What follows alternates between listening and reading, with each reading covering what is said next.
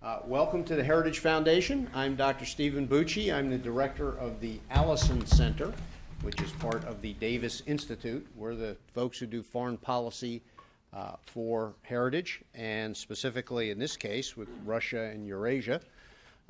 This is a great crowd for a day like today. I'm thrilled. I'm going to introduce our speakers very quickly because you can see we have a lot of them, and we'll get through this time. And I will, before I do that, I will tell you we will do Q&A. I have to dash out because Syria is still going on, and I'm needed elsewhere as we get on. I'm going to stay as long as I can.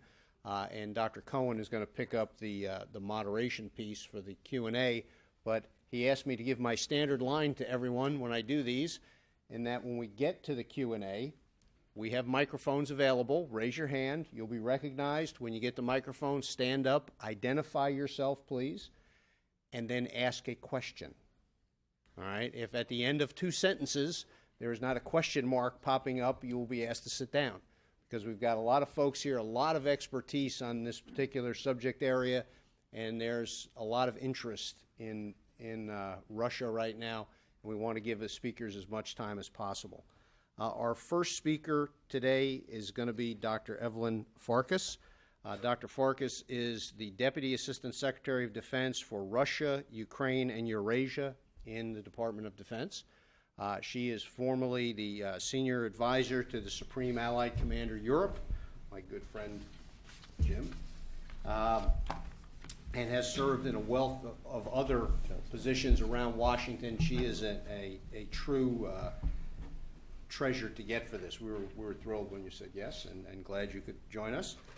She will be followed by Dr. Don Jensen, who is the resident fellow at the Center for Transatlantic Relations at SAIS, Johns Hopkins University. He is a former Foreign Service officer who spent a good deal of time in Moscow and understands the target country that we're going to be discussing very well. Then we'll have Kyle Parker, who is the Policy Advisor for Eurasia at the Commission on Security and Cooperation in Europe.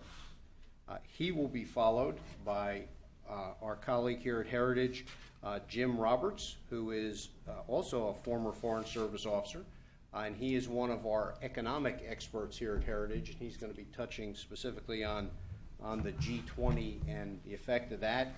And then our cleanup hitter, who does not play baseball, as we found out when we went to a Nats game with him, will be Dr. Ariel Cohen, who is our expert on Russia here at Heritage, and he will be the final speaker, and then he will take over the moderation duties at that time. So to get me off and get the experts on, we'll start with Dr. Farkas, and you can come up to the podium or you can speak from your chair, whichever you prefer. Okay. Thank you very much, Steve. Thank you, Ariel. Dr. Cohen, Ariel asked me to speak at the podium, so I will do that, with apologies for sounding very formal. But it is truly a pleasure to be back here at Heritage. I've had the opportunity over the years that I've spent here in Washington, working on the Hill, working for Congressional Commission, to actually speak to Heritage audiences, and I welcome the opportunity, and I'm grateful that you guys have decided to have me come back. So thank you again. And I also look forward to hearing the comments and the questions from the audience today. I know you have a very large and distinguished group of participants today, so I'm also happy to be able to engage with all of you. I'm speaking today to you as a representative of the Department of Defense, specifically from the Office of the Undersecretary of Defense for Policy. Our office is responsible for policy vis-a-vis Russia, Ukraine, Eurasia, as well as the Western Balkans and conventional arms control. In my remarks today, what I'll do is provide an overview of the U.S.-Russia security and defense relationship, including some comments, a little bit of information about the bilateral meeting that Secretary Hagel and Russian Defense Minister Shoigu had recently. I'll then describe some of what we see as the key challenges and opportunities ahead in U.S.-Russia relations, and then, of course, leave ample time for discussion. And of course, our panelists will also help with that. Essentially, as many of you know, President Obama came into office making very clear that he is committed to finding ways to work with Russia when it is in the United States' strategic interest. The bilateral defense relationship is one of the areas where we have made some progress since 2009. In the last 4 years, we've achieved tangible results by cooperating in areas of mutual interest, and we've produced real tangible benefits for the American and Russian people. What do I mean by that? We have successfully negotiated and implemented a New START treaty. We've supported Russia's WTO membership and adopted tough multilateral sanctions on North Korea and Iran, which of course were against their nuclear weapons programs. We've implemented the 123 agreement, which enables both countries to develop proliferation-resistant technology, and we work together on stabilizing Afghanistan. And I'll talk a little bit more about these as we go along.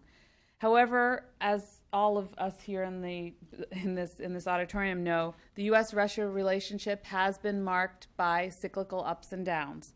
And over the past year, while we've tried to engage Moscow at a high level to jumpstart discussions on missile defense and growing bilateral trade and investment topics, among other issues, and we have continued to work with Russia to find mutually acceptable solutions.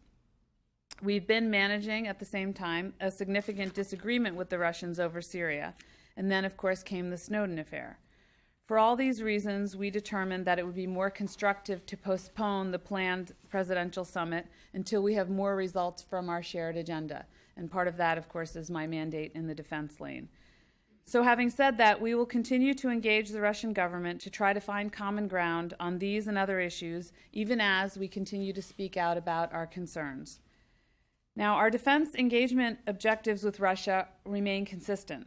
We aim to further U.S. interests, to build confidence both bilaterally and multilaterally, and to bolster transparency in our defense and security relations.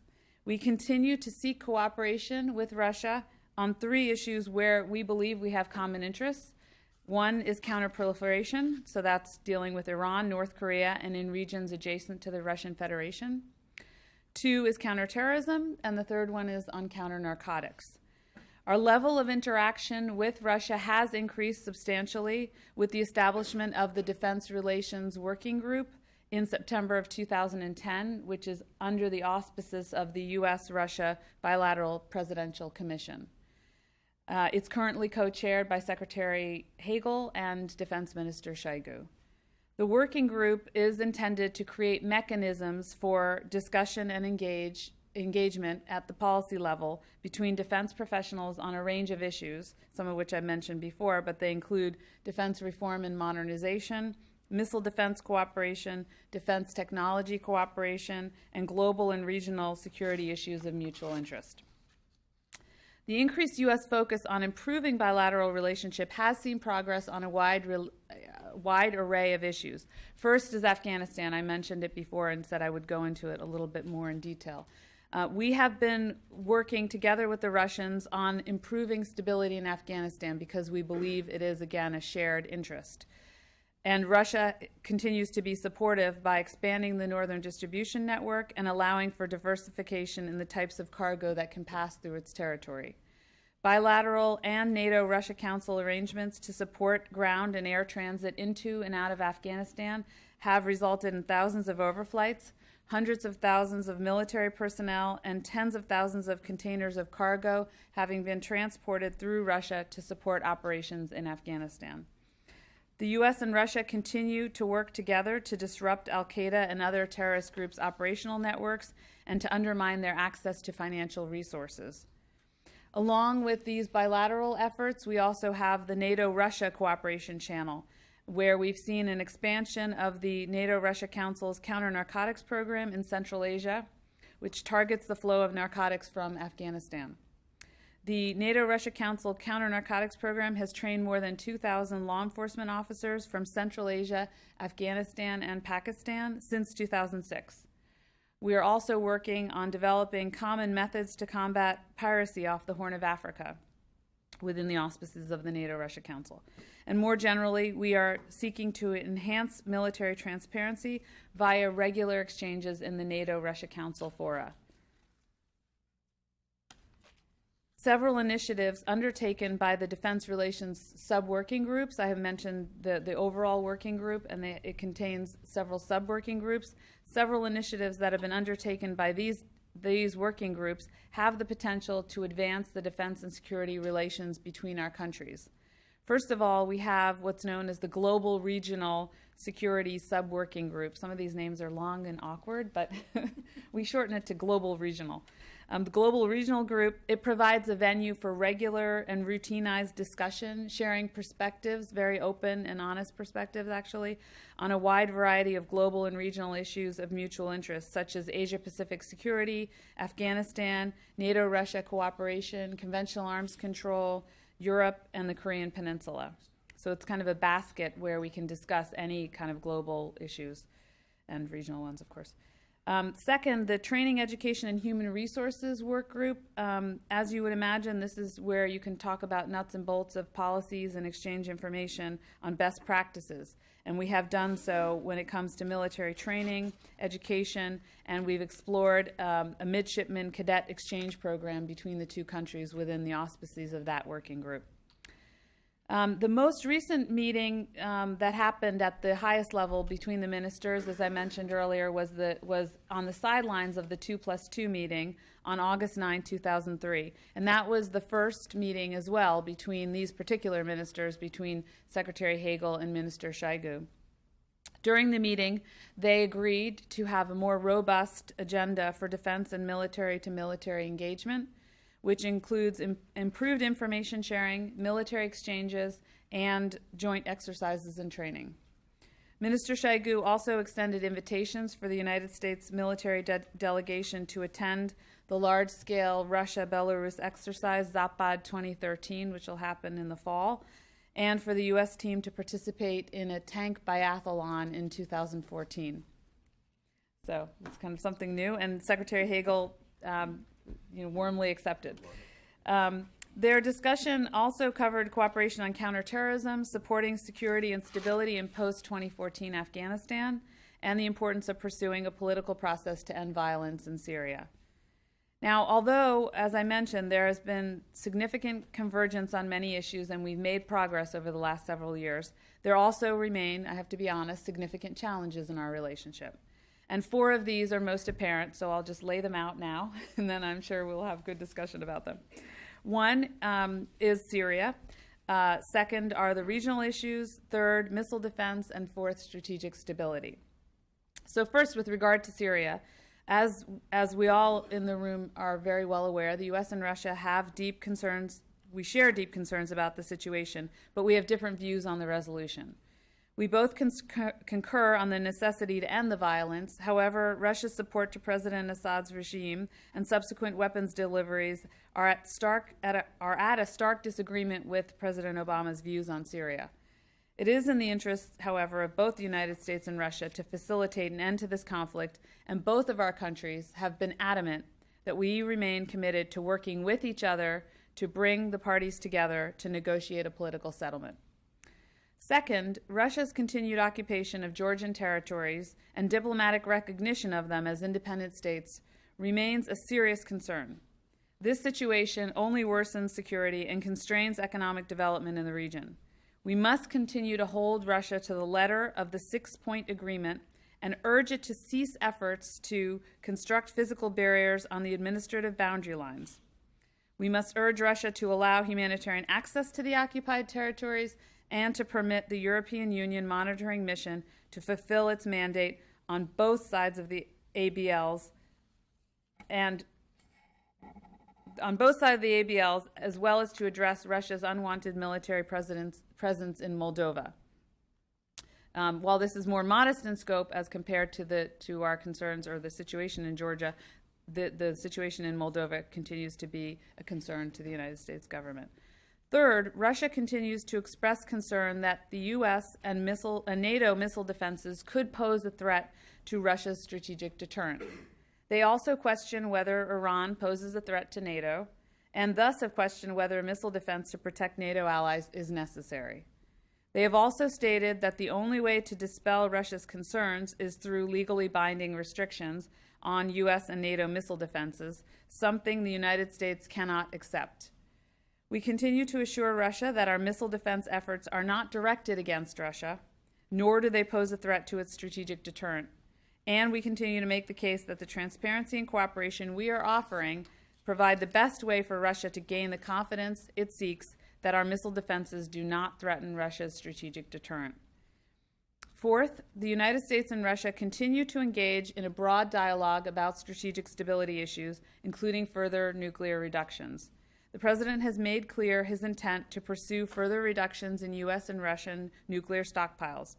But Moscow remains hesitant to engage on this topic, citing the need for a project on other strategic stability issues, including the aforementioned missile defense, conventional prompt global strike, space, etc. We have made clear our willingness to discuss the full range of strategic stability issues of concern to both countries, and we will continue to seek opportunities to make progress on this agenda. So to wrap up, let me emphasize again that the sphere of U.S.-Russia defense cooperation, it presents many challenges, but also holds many strategic opportunities. And as we look for opportunities to cooperate with Russia, we will need to work together to confront some enduring challenges. We will continue raising the topics of missile defense, conventional arms control in Europe, support to Syrian government, and enhanced military transparency during our talks with Russian leadership. We will also maintain our position on human rights and democracy in our dialogue with Moscow and our engagement on human rights and other issues at the OSCE, and pursue programs, including anti-corruption initiatives and professional and academic exchanges that promote the rule of law and civil society. Although there have been highs and lows in our relationship with Russia, the defense dialogue between the two countries continues, and there is reason to be somewhat sanguine. I've covered a lot of ground this afternoon, and I know we have many other experts who have important ideas that they want to convey and contributions they want to make to the discussion. So I will wrap up now, and with a thanks again for giving me the time to give the administration's DoD position on our relationship with Russia. Thanks.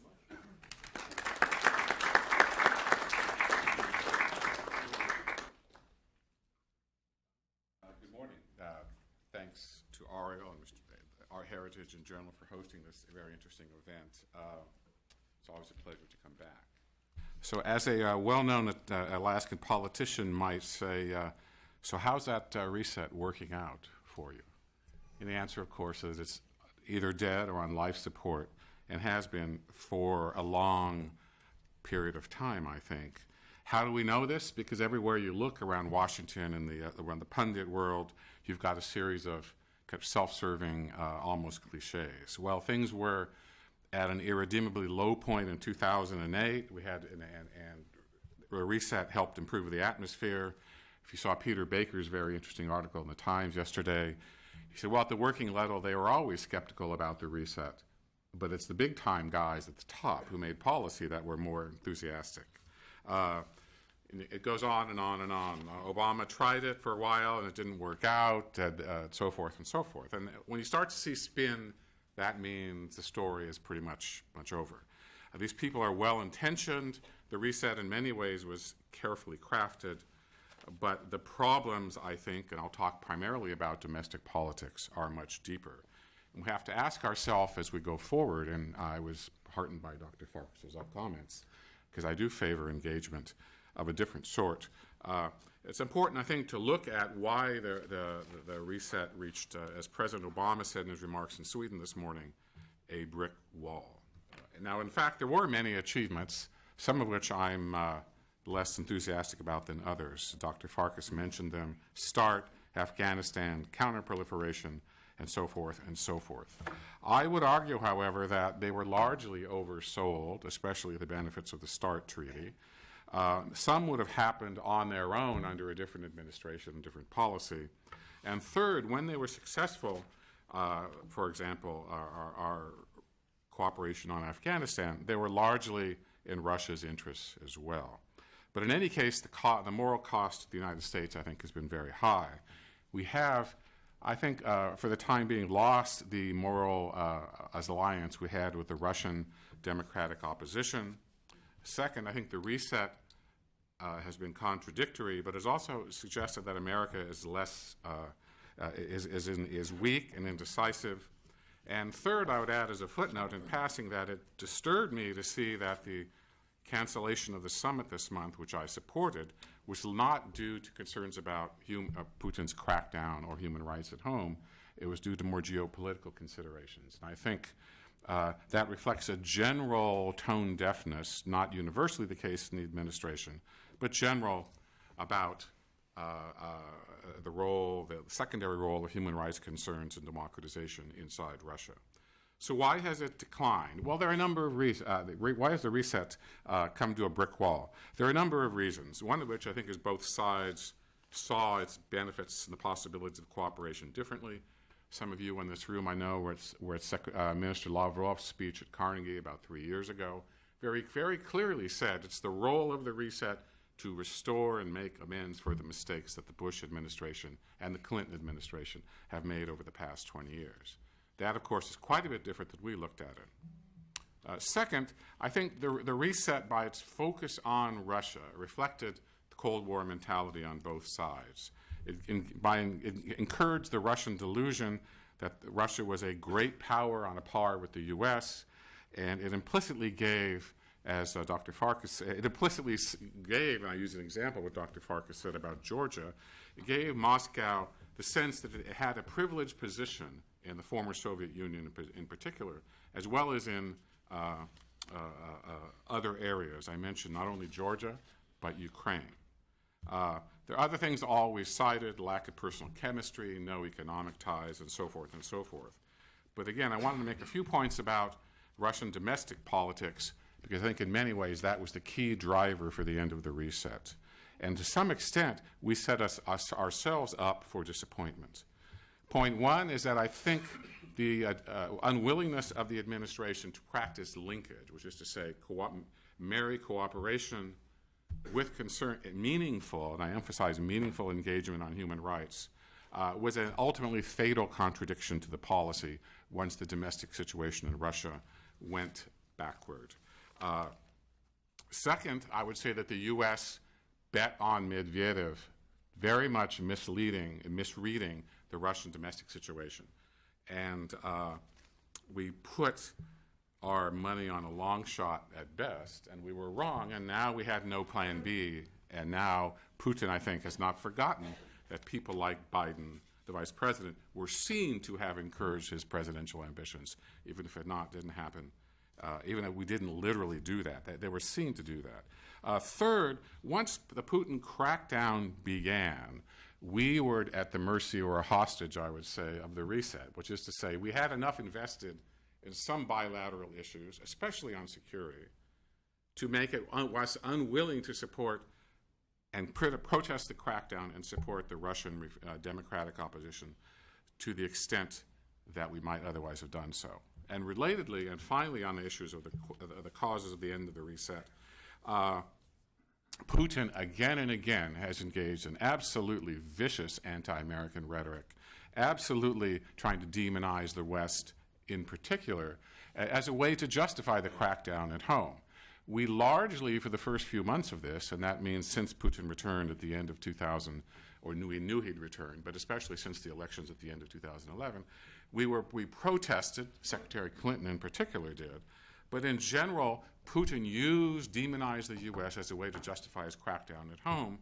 We were then the hostage of the reset, didn't want to abandon it until really pushed, and that, unfortunately, I think, happened far too late.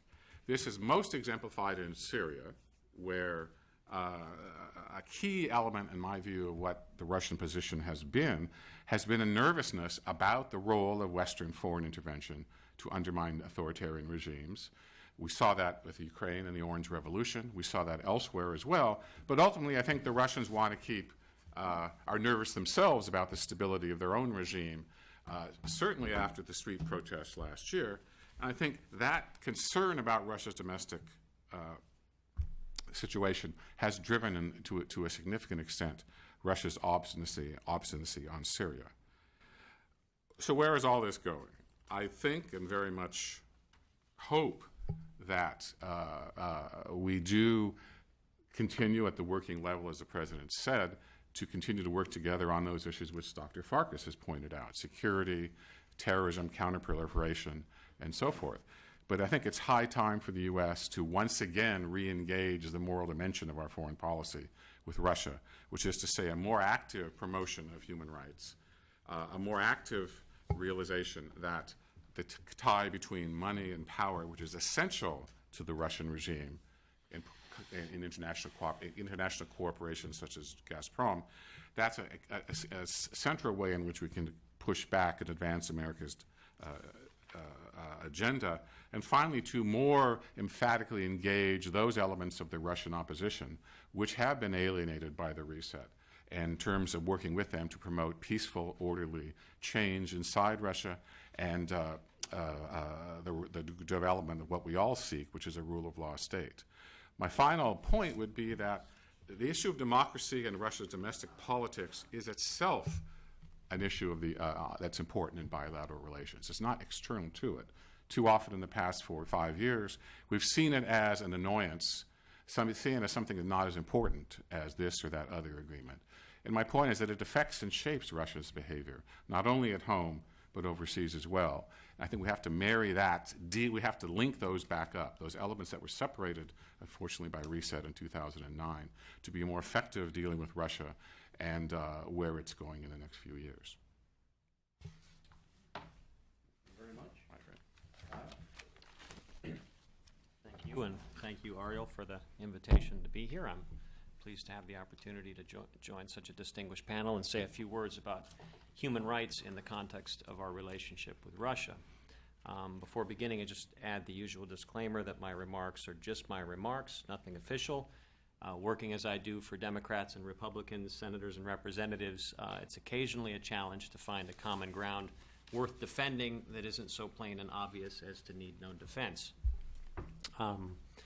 I would like to, I guess, pick up where you, Don, left off and speak to the moral dimension, which is what I focus on at the Helsinki Commission. We are chartered by Congress to focus primarily on the third dimension of the Helsinki process, which is, of course, human rights, although we do spend some time looking at security and economic commercial dimensions as well. And so that is where I would like to begin and speak to a few things we could do. At the outset, I guess I would like to start where most presentations end, which is concretely what can we do different. One of the topics in the write-up was how can we support our friends in Russia, and I think there are a few things concretely we can do better. To do that, they don't cost a whole lot, and there are things that to greater or lesser degrees we're already doing anyway. First and foremost, I would sort of chalk this one up under the realm of speaking more directly, being more candid, more concrete. I think we've seen a little bit more of that in recent days. I hope it will continue. Mainstreaming human rights and emphasizing them at the highest level. These rights are, of course, not reducible to another item on a long list to be raised with the Russians. The Russians get used to that, and they get used to discounting that. They really should inform all aspects of our relationship with Russia, or certainly any other country. These fundamental freedoms are not only American values, they're universal principles. They bind all states. They're enshrined in domestic laws and international commitments. Our promotion of the rule of law, human rights, and democratic governance cannot be credibly dismissed as interference in internal affairs. This is basically settled law in organizations like the OSCE, but it's worth repeating given how often we hear the Russian Foreign Ministry attempt to dismiss U.S. interventions in this sphere as so much meddling. Perfection, of course, won't be achieved, but it never is anyway, and there's plenty of good to do along the way. Also, results may not happen immediately, nor will they always lend themselves to convenient metrics that we may use to measure policy successes in other areas of tangible deliverables. That said, keeping faith with those who peacefully seek to exercise their rights and suffer for doing so isn't a small thing. And this moral solidarity, if you will, belongs on any balance sheet, as it's a powerful force for change, especially in authoritarian states. And I think the simpler, more sincere and concrete we can make these statements, so much the better. It really isn't that complicated. It's not a big political game. It comes down to commitments that were freely undertaken. Are they kept or are they broken?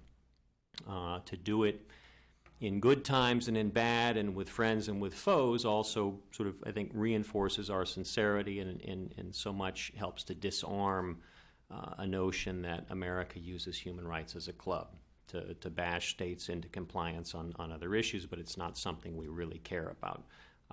So to avoid that cynicism, and also to make it really as concrete as possible. The name and the face can never really be a distraction from the greater issue. It really is the issue itself. This is where we see implementation gained or lost. Now, most of what I'm speaking about here will be a task for the administration, and I hope the President will continue his newfound directness toward Russia, and tomorrow's meeting with civil society leaders in St. Petersburg presents a timely opportunity to carry an unambiguous message from the very top to the Russian street. Another natural area for growth is a continued and more comprehensive implementation of the Magnitsky Act. This largely falls to the administration, but Congress has an oversight role, and given past reluctance, will likely need to exercise this role along with human rights groups to ensure that this new tool is used as it was intended and doesn't become merely another irritant in relations, seemingly spoiling things without achieving much. The initial targeting from last April was a serious first step, but more needs to be done to satisfy what is no longer a political proposal but the law of the land. We should strive for purity of intent here and resist the sloth of having recourse to an existing tool as a means of punishing Russia for Snowden or really for anything else. The Magnitsky Act is a pro-Russian law in that it targets individuals who murder, torture, and steal from the Russian people. As to expanding the list, senior administration officials agree and have given their word on multiple occasions that this is a process and not an event, and that more names will be added. While the Magnitsky Act doesn't aim to be a comprehensive strategy, it's the least we can do to ensure that our own country and banking system doesn't become an inadvertent haven for kleptocrats and human rights abusers, and it's a cost-effective way to show support for those in Russia who suffer at the hands of such rogues. The initial report on the implementation of the Act is due in December and calls on the administration to explain what it is doing to encourage others to adopt similar measures. Perhaps someone else knows more, but I'm not aware of much encouragement coming from Washington on this particularly, and in Europe there are numerous initiatives that could benefit from our support. I trust the administration will give this some thought before their first report to Congress this year. But finally, we can throw a lifeline to a Russian civil society under siege by supporting them with more than lofty rhetoric. The liquidation of the U.S.-Russia Investment Fund has yet to be completed, and a congressional notification envisioning substantial assistance to Russian NGOs languishes in Congress. And just to be clear, this is not new money, but money that's been allocated for a number of years. While the Foreign Agents Law and the expulsion of USAID have made it more challenging to extend such assistance, these factors have far from made it impossible, and the USG knows how to support those on the ground in harsher environments than what currently prevail in Russia. Getting the TUSRF funds unstuck soon will send more than a message that the United States is prepared to stick by those who've been unfairly and frighteningly smeared with the label of traitor. Before concluding, and I'll do that soon so we can get to Q&A, I'd just like to note a few reasons that I see for some optimism in what is largely a dark space. First and foremost is the newfound civic awareness that transcends the capitals of Moscow and St. Petersburg. We see this in the current election campaign going on not only in Moscow, but Yekaterinburg and other regions.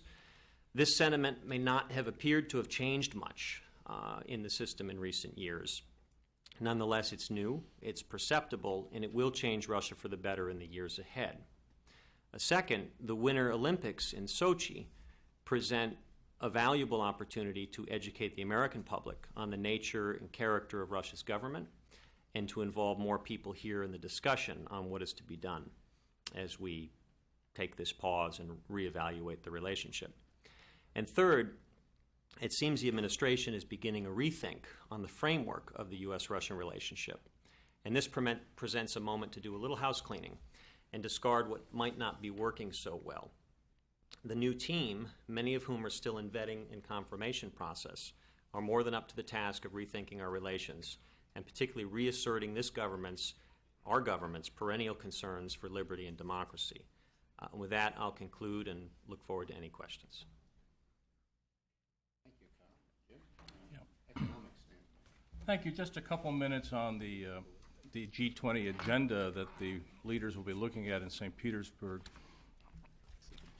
Since the G20 was elevated from finance minister level meeting to head of state summit during the 2008 financial crisis, economic conditions in the G20 have generally stagnated or deteriorated. The average GDP in G20 is under 2%, closer to 1.5. Unemployment is nearly 10% average. And debt, sovereign debt in the G20 countries average about 2/3 of GDP. So bleak conditions continue to face the heads of state. Now, to be sure, they will be discussing the desirability of more structural economic reforms.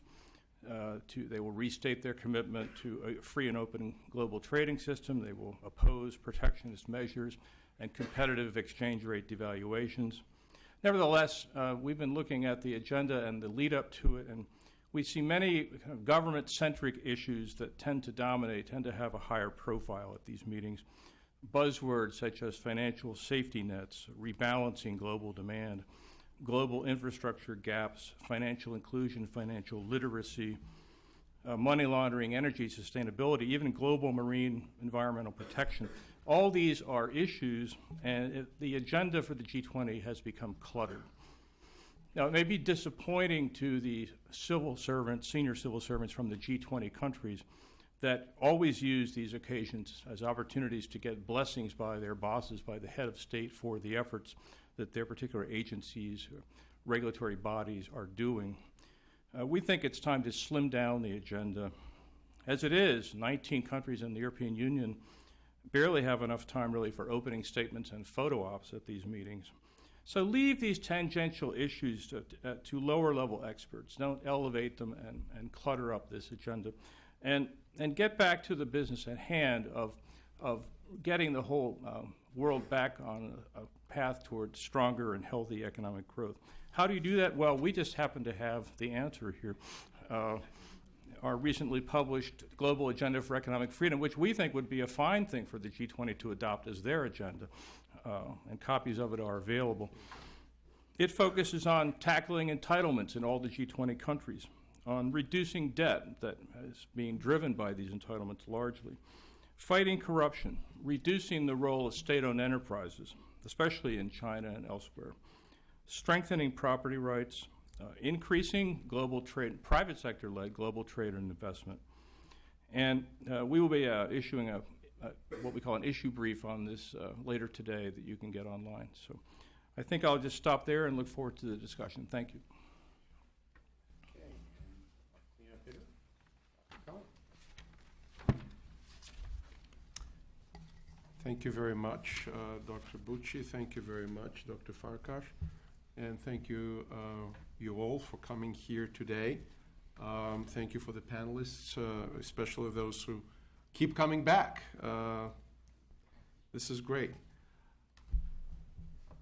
I initially was thinking about the Snowden affair, and it's in the title when we started planning this.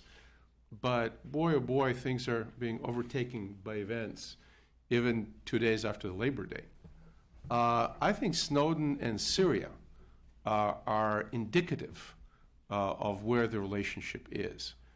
But in the bustle of news, I think it behooves us to take a step back and look at what is really going on in the last 12 or 13 years in Russia, put it in context, and then it helps you to understand policy, understand the events, understand the reactions, the moves of the other side, and then develop policy.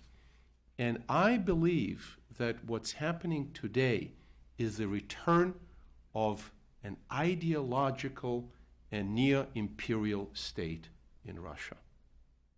Ideological and neo-imperial. Why? Because after the collapse of the Soviet Union, there was a lot of talk in Russia of what is a national idea. And there were task forces and people were, sent to dachas to come up with drafts, and nothing ever happened from it. But when you look at Russian sources today, at television, at social media, at publications, you find a process. It's not a done deal yet, but a process of crystallization of new ideology.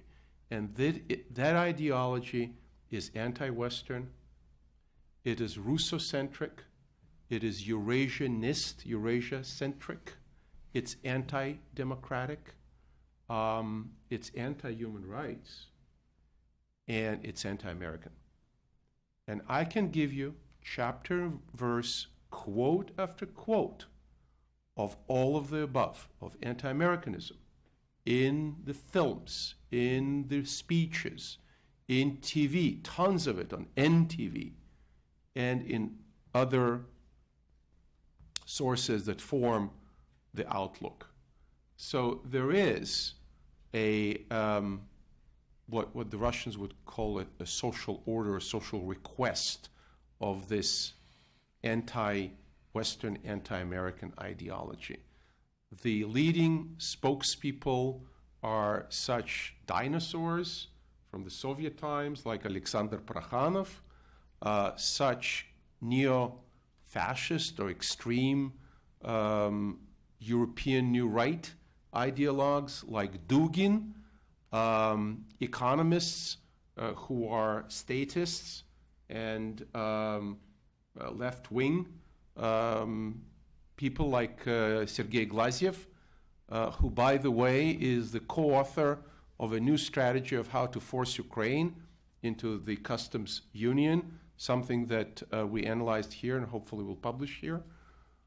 So this is the first issue that it is an ideological, quasi-imperial and integrationist, post-Soviet integrationist, more or less, give or take, in the borders of the Soviet Union minus the Baltic states, not the Romanov Empire, because they gave up on Poland, they gave up on Finland. Thank you very much. There are some people on the fringes who talk about Alaska. Good luck. But if you look at the process that we are witnessing with the forcing countries like Ukraine, like Armenia, who just gave its agreement to join the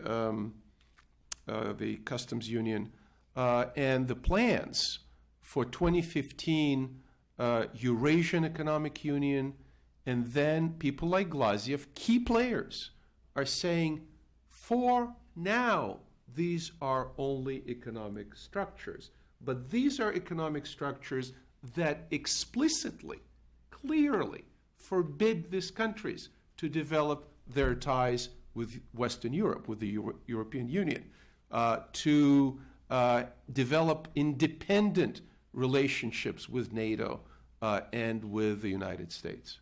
So this is creation of what Dmitry Medvedev, the person on whom the Obama administration has put bets in 2009, 10, and 11, said this is our Russian sphere of privileged interests, the former Soviet Union.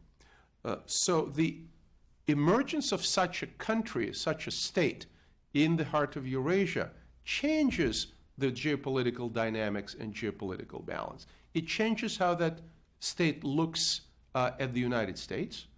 So to say the least, to be soft and kind here, it's competition, and it is a hardball competition, as the case of Mr. Snowden demonstrates. Mr. Snowden, it turns out, and I'm pretty sure everybody here noticed that, didn't just happen to be in Sheremetyevo on his transit flight to wherever he was saying he was going, Ecuador or whatever. He went to the Russian mission. No, it's not an embassy in Hong Kong because the embassy is in Beijing. But he went to the Russian mission, and according to the publication in the Kommersant, spent there 2 or 3 days. What was he talking about these 2 or 3 days? I'm sure they were not discussing Chinese cuisine. And then he shows up in Moscow, and Mr. Putin says, well, we have to give him a political asylum, a temporary political asylum, provided he doesn't continue his leaks that harm the relationship with our American partners. That's what Putin said. What Snowden did, Snowden published, from what I know, 2 major things since. Probably the main one is the structure of the U.S. intelligence services, 16 intelligence services budget. Something that was classified. I have no idea what was the level of classification, but let me guess it was high. Second of all, Snowden just leaked, I think, day before yesterday, maybe 2 days before, the fact that the United States was collecting actively on 2 heads of state, of Mexico and of Brazil. Now, the Mexicans and Brazilians probably guessed that they may be targets of some collection, maybe from Venezuela and Cuba, as well as other countries. Countries sort of do things like that. But the fact that it's leaked hurts our relationship. And I talked to a Brazilian reporter yesterday, and she told me that, yes, the Brazilians are pretty upset about this, and Brazil, of course, is not going to participate in the Syrian mission, if and when that happens. But the fact is, Snowden is continuing leaking information that is materially damaging to the United States, with the approval and support of those who control him now. So this is just apropos Snowden. The second issue was Syria in our priorities of discussion. And with Syria, it's pretty clear. First, Russia doesn't want any kind of humanitarian intervention or responsibility to protect or anything that may appear as an attempt to change regimes in authoritarian countries. I talked to people in Moscow who told me that at the highest level there is a belief in Moscow that they may be next. I think it's ridiculous. I think it is, paranoid. But that's what people are telling me. I have no reason to question their judgment on that. Second, there's a long relationship between Russia and the Assad family, starting with Papa Assad, continuing with Baby Assad, and that relationship is multifaceted. Yes, it is weapon sales, but it's also the only anchorage the Russian Navy has in the Mediterranean today. They used to have anchorages or even port privileges in Egypt, in Libya, and in Syria, and today they don't. So when you read about the agenda of the Russian Navy, they would like to have some kind of facilities in the Mediterranean. They even mentioned the Socotra Island. For those of us with gray hair, we remember from the Cold War in the 80s in particular, the Socotra Island off the shores of Yemen, a strategic location in the entrance to Bab el-Mandeb, the entrance to the Red Sea. The Soviets had a naval facility there as well, et cetera, et cetera. So they're thinking in terms of themselves as a global naval power. Just to wrap it up on this ideology of a neo-imperial state, there is an outburst of sympathy towards the Syrian regime and toward Assad, up to including people in this highly influential ideological group that constituted itself as the Izborsky Klub, the Izborsky Club of Prokhanov, Dugin, etc., are saying that, quote, the battle for Damascus is the battle for Moscow. Well, if it is a battle for Moscow, I think these patriots should get on the next plane to Damascus and take Kalashnikovs in their hands and just go do the right thing. To address what my colleagues talked about, the internal human rights, anti-Western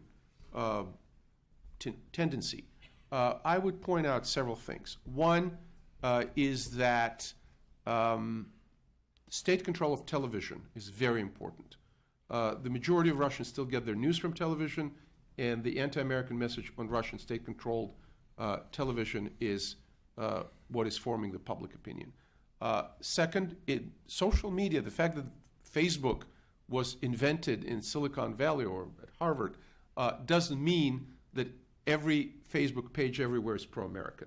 The anti-Western forces, anti-American forces are taking, are making full use of the social media, of Kontakte, of Facebook, of Twitter, you name it, they're there.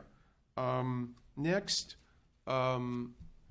persecution of political opponents, starting with Alexei Navalny, who is allowed to run for the mayor of Moscow, but probably will never sit in the mayor's chair under this regime. Navalny was sentenced to 5 years in prison on trumped-up charges. As a former lawyer, I went over the materials that were published, and I saw that there was no criminal case. Maybe a civil case, maybe, but no criminal case against Alexei Navalny. Mikhail Khodorkovsky, same thing.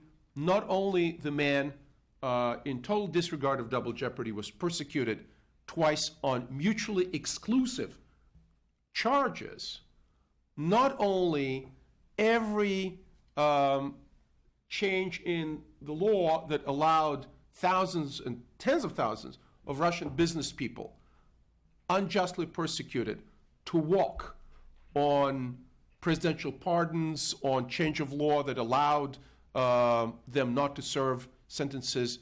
No, they keep him in jail, and now we hear about the third Khodorkovsky case, which may lock him up for life on conspiracy, trumped-up conspiracy charges for what? For allegedly organizing experts to lobby the Russian Human Rights Committee under the presidency and other parts of the Russian government to shorten his jail term. That is a conspiracy under which they are trying to, or maybe trying to, present another case for Khodorkovsky. Otherwise, a year from now, he has to walk. In the meantime, some of the most prominent Russian experts, like Sergei Guriev, who advised the Medvedev presidency, who established probably the best Russian school of economics, had to flee for their life out of the country in order not to be dragged into prosecution. And finally, the package of laws that are clearly anti-Western. So this ideological state uses all its tools of state power, of soft power, of media, of legislation to target. Who are they targeting? They're targeting orphans who would save, whose life may be saved if they were adopted by American or other Western families. It's not only the ban or cancellation of adoptions into the United States, but any country that allows gay marriage or allows gays to adopt, they say we're not going to allow these Russian children to be adopted out of the country. It is targeting NGOs that may get Western and American support. It is draconian criminalization of alleged insults of religion belief, and those of us who hold the First Amendment dearly and care about freedom of the press and freedom of expression can realize how the Russian justice system, in the state that it is, can interpret what insult of belief, of religious belief, may be. So what can the Obama administration do? What can Congress do? It is in the issue brief that was available here. I'm told that it's gone, but if you go online, it's an issue brief called Obama and the G20 Summit, Time to Rethink U.S.-Russian Relations, published August 29th. And just very briefly, and I'm not going to read all the policy recommendations, I'm suggesting let's start with a new blank sheet. Let's assemble a new interagency team, including, of course, Dr. Farkas, that is not burdened by failures of reset and will consist of professionals from State Department, Defense Department, intelligence community, outside experts, etc., to take a hard look in view of what we understand now about what's really going on in the Russian Federation, not what we would like to happen there without the rosy or pink or whatever you call them glasses. Second, I probably am too late with that because Obama is already, I think he's already accepted it. No? He's on the way? In Sweden. He's in Sweden. Well, what we suggested is to deliver a speech on U.S.-Russian relations, making very clear that U.S. is friendly to Russia, U.S. people is friendly to Russia. We're not seeking confrontation, and there's a lot of things we can cooperate on. Fight international terrorism, expand business, protect human rights, and expand democratic reforms. And there's also tons of potential fields and projects of cooperation in healthcare. Russian people, on average, live 20 years less than Americans. 20 years less. Why not use the knowledge and the skills of American healthcare system? I'm not talking about some financial and management issues. That's for my domestic policy colleagues to talk about. But the sheer knowledge and power of American healthcare. Education. The Russian high school students and university students, maybe with the exception of some top universities, are not doing so well in global comparison tests. So we can expand the ranks. I saw, since 2008, 200,000 foreign students came to the United States. 200,000, a lot of foreign students. 160,000 of them came from one country. It's not Russia, China, exactly. And how many Russian students? Ed, do you know how many Russian students came? I don't know, but not that many. Okay. Obama is doing what we published on the 29th of August, meet with a wide array of democratic opposition forces in St. Petersburg. Very good. Unfortunately, the doyen of Russian Human Rights Society, human rights community, Lyudmila Alexeyeva and Lev Ponomaryov and a couple of others did not meet with Obama because these organizers kept changing the time frame, or they maybe are not happy with other things. I have to look into that, don't know what happened there. Accelerate granting of licenses to build liquefied natural gas terminals to export American natural gas to Europe, sending Kremlin a clear message that foreign intransigence and domestic oppression comes at an economic as well as political price. The Europeans would love to diversify their sources of natural gas. Some people in Gazprom, whose name I'm not going to mention, were laughing at shale gas, saying it's not real. Well, if American shale gas starts hitting European markets, and as a result, the gas price in Europe will go down, and it'll stimulate economic recovery in Europe, This is not a bad thing. It's not bad for the U.S., and it's not bad for Russia, because Russia can export to Europe other things than natural gas. To conclude and move to the Q&A. The ball today is in Moscow's court.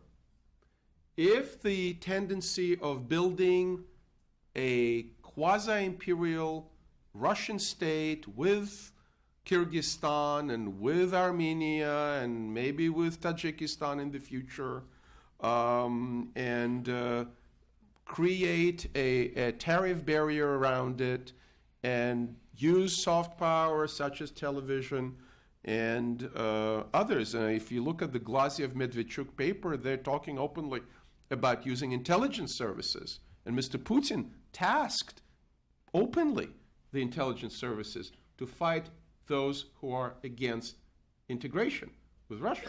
So if they go in that direction, I do not see good and easy sailing between U.S. and Russia. If, on the other hand, this 180-year, probably off by a couple of decades, 160-year debate between Eurasianists and Westernizers in Russia resolves or balances, there are tons and tons of things, tens of billions of dollars of business that we can do together.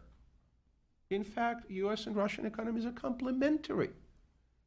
But the ball is in the Russian court, it is in Mr. Putin's court, and I hope that as a result of rethinking on both sides, we will end up with something more positive than this low point in which we are today. Thank you very much.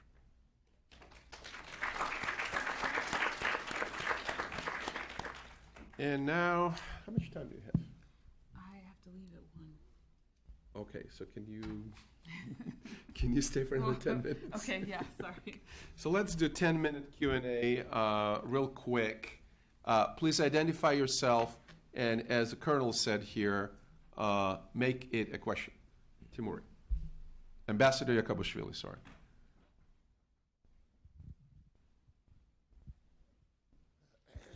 Thank you, Ariel. One suggestion, you have to call it Q&A, and O, because opinion matters. Short. Because I'll try now to form my opinion in the form of question. You said the ball is on the Russian side. I think it's not the ball that is on Russian side, but it's initiative that's Russian side. And that's the problematic, because Russians effectively hijacked every single item, twisted them in their benefit, and we don't see any comprehensive U.S. policy toward Russia or that Eurasian region. Whatever you call the reset, I think it's a high time to call it what it was. It was an attempt to inflate Medvedev as a responsible political figure. Everything else was just disguise of this idea. And that idea failed, and nobody wants to recognize that it was all about Medvedev. So if you forget about it, probably you will see the more reality. And the reality is that it's Russia who is in the driving seat. Russia is twisting the human rights issue solely to be issue on LGBT community. Russia is the only one in why they have exclusive rights to talk to not Assad regime, but Alawites and Christian minorities in Syria. Russia is giving the exclusive rights to deal with many other issues as well. I don't hear a question yet. Yes, it's coming. So the opinion/question is, what should be the proactive U.S. foreign policy We have, in all areas, in the human rights, in military, in society, economy, and et cetera, and et cetera. So we have an eminent expert here, Dr. Farkas, and I think that easy question from Ambassador Yakubashvili goes to you first. Well, I can't speak across the entire relationship because my area of expertise is, of course, in the defense lane. But first, I do have to push back on the notion that this was all about Medvedev. I mean, it was clearly a concerted effort to put the relationship on a pragmatic, even keel, and it did succeed. It succeeded in putting us on a new level and we were able to achieve those concrete things that I mentioned already. It is true that we remain stuck with regard to some very important issues, and so to that extent, we can't move forward, and we would like Russia to take some initiative. I think many of the comments that were made by the other panelists about economic opportunity, human rights, many of the comments were very valid, and they are raised by us. And even the Russians on the economic front, they say that they would like to increase cooperation with the United States on the economic front. The thing is that there are certain things that they need to do to make that a real reality. Yeah. But, I think I would say for the administration that we would welcome the engagement of the business community and of others from U.S. society. It shouldn't be something that's driven just by the White House. So I'll just leave it at that. Okay. Can I demonstrate how Russia wants to build the business ties? A couple of days ago, there was a meeting with Mr. Putin and Mr. Sechin in Vladivostok, and that's on the Pacific. And the subject was construction of offshore rigs and tankers that are necessary to develop oil and gas in Sakhalin and in the Far East. They're going to finish the pipeline, put it on the Russian Pacific coast, and then probably get a gas pipeline. And then the Sakhalin gas is going up. Japanese are going to shut down the nuclear reactors. The Japanese need more gas. So there's a demand for rigs and tankers. Good. So they published this, what I call classic KGB analysis, that those Western companies that get orders to build these tankers and rigs are going to intentionally sabotage it because they're not, friends of Russia. They probably get it wrong that companies in the West are in the business to make money. And if they don't meet the deadlines, they won't be paid or they'll have to pay fines. So, if these are enemies of Russia and they won't build these tankers and rigs, we will force them to become partners with one of the, I think, Gazprom affiliates, and build these plants in Russia, in the Far East. There's no discussion of any kind of competition or bidding process. And Mr. Sechin said, this company, they're going to be requested to participate in that. So if this is how this business is going to develop, I would not invest in this business, because if the competition is not there, if it's not transparent, if it's by fiat, this is not a business model that works. It didn't work in the Soviet Union. It didn't work in an autarkic Brazil when Brazil tried to protect its own market. And the fact that it didn't work is the reason why China opened up. So somebody, maybe in the administration, maybe outside of the administration, needs to elucidate how real international business works. It doesn't work by forcing companies to come and become junior partners in joint ventures in the Russian Far East. Let's go to the next question. Lady in green. Yes, Emil. Can you introduce yourself, please? Hi, my name is Barbara Dello, and thank you. Are you affiliated with anybody? No. Okay. Russia is a country that has experienced to some degree a breakdown. To what extent is Russia's opposition to the end of the Assad regime due to the fear that chaos or lack of order will ensue in Syria if Assad falls? I think that this is probably a part or a factor in Russia's analysis. Russia is on the record saying that if Assad falls, radical Islamist Sunni organizations such as Jabhat al-Nusra, which is affiliated with Al-Qaeda, such as the Muslim Brotherhood that our government, for some reason, for the last 5 years, likes, and other extremist Islamic groups may come to dominate Syria and may slaughter the Alawis, the Christians, and the others. So I think this is one of the valid considerations, and I don't know if Dr. Farkas or my colleagues. Yeah, Don? I would agree with Ariel, but I would add there are several motivations, and on the one about the concern about the spread of Islamic fundamentalism, I think we would agree with the Russians. But there are other factors at play here, one of which, as I mentioned in my remarks, is the international precedent they don't want after Libya or Serbia of Western intervention in regime change. And second, and I think I have to be frank, is frankly personal anti-Americanism, not only from Putin, but other parts of the leadership, which just wants to screw the United States and keep the UN as a fig leaf for U.S. military action, away from an area they traditionally, as Ariel said, looked at as part of their traditional ally with which they have a lot of financial, business, and security ties.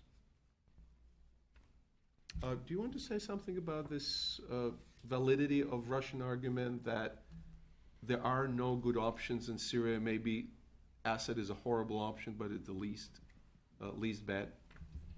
I mean, I think everyone knows that doing nothing isn't going to solve the problem either. So, you know. And who's doing that? Oh, I'm sorry. I have to go. That's your call. my call. I understand. Thank you so much.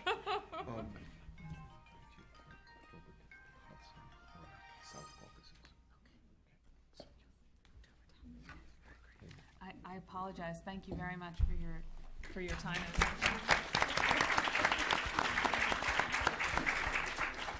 If I could add, the Russians, I believe, rejected a U.S. initiative about a year ago to put the chemical weapons under control, joint control, or international control.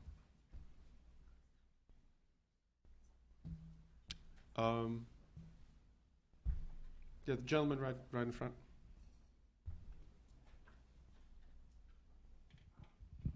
Samar Chatterjee from Safe Foundation. I have to kind of, I guess the only honorable person on the panel is gone, so address this to all the dishonorable panel members. This is probably not very appropriate use of language. Okay. Now, as we know, that the majority of the Americans, 60%, are against intervention in Syria.